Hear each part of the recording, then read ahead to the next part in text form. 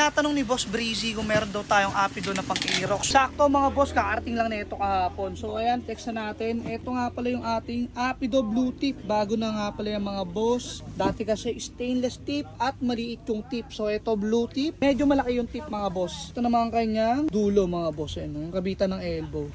Medyo mataba sa part na yan. Ito naman yung elbow mga bossing. Ayan. Goods to sa mga stock engine dyan. Taba siya ng pataba mga boss hanggang dito. Bali ito mga bossing ay para nga pala sa Aerox B1. Kung naka Aerox B2 ka naman, ito meron din tayo para sa Aerox B2 dyan. NMAX B2 at Aerox B2 ay magkasukat lang yan mga boss. Palagi natin yan sinasabi. Sa design ng canister mga boss, halos pareho lang naman.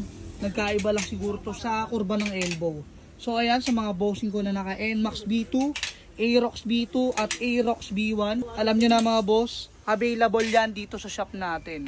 Location natin, Dasma Cavite. Ipin nyo na lang sa map. KCC Motoparts Sampaloc 4. At kung malayo naman kayo mga boss, yung link ilalagay natin dyan sa comment section. At syempre kung nandito ka sa TikTok, bossing ko, alam mo na yan, meron tayo ng yellow basket. Pindutin mo lang yan at i-check out mo na bossing ko.